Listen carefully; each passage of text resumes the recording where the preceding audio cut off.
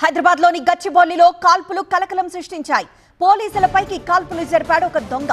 పబ్బుకొచ్చిన దొంగను పట్టుకునేందుకు పోలీసులు ప్రయత్నించారు. అయితే ఆ దొంగ 2 రౌండ్ల కాల్పులు జరిపాడు. కానిస్టేబుల్ వెంకటరెడ్డి బౌన్సర్ కు ఈ కాల్పుల్లో గాయాలయ్యాయి. ప్రస్తుతం దొంగను అదుపులోకి తీసుకున్నారు పోలీసులు.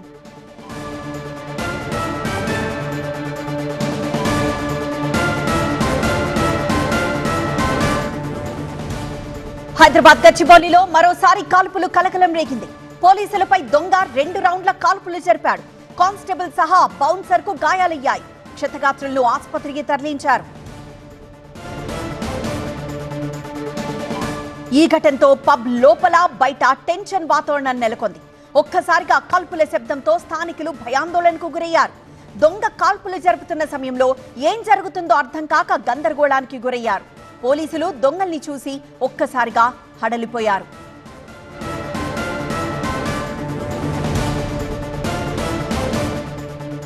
మరింత సమాచారం మా స్పెషల్ కరెస్పాండెంట్ నూర్ అందిస్తారు.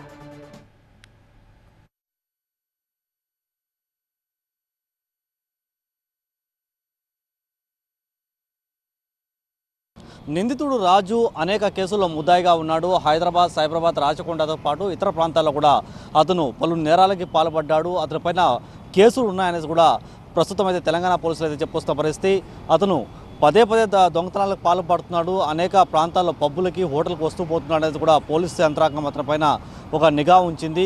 ఈరోజు అతను పబ్బుకు రాగానే అక్కడ పోలీసులు అతను పట్టుకునే ప్రయత్నం చేశాడు. కానీ ఆలోపే అతను కాల్పులు జరిపాడు. 2 రోజుల్లో జరిపిన కాల్పుల్లో ఒక రౌండ్ అయితే ఏకంగా వెంకటరెడ్డి కాలుకి తాకింది. మరో రౌండ్ కూడా బౌన్సర్ తాకినట్టు కూడా ప్రస్తుతం అయితే అధికారులు అయితే చెప్పుకొస్తున్న పరిస్థితి. ఈ మొత్తం వ్యవహారంపై కూడా పోలీసు అధికారులు కేసు నమోదు చేసి దర్యాప్తు చేస్తున్నారు.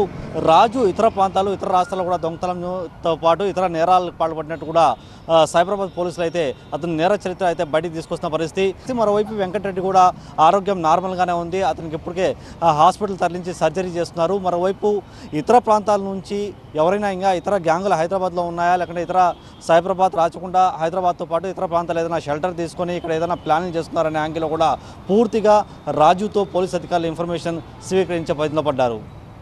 కెమెరామెన్ హర్షతో నూర్ మొహమ్మద్, టీవీ 9 హైదరాబాద్.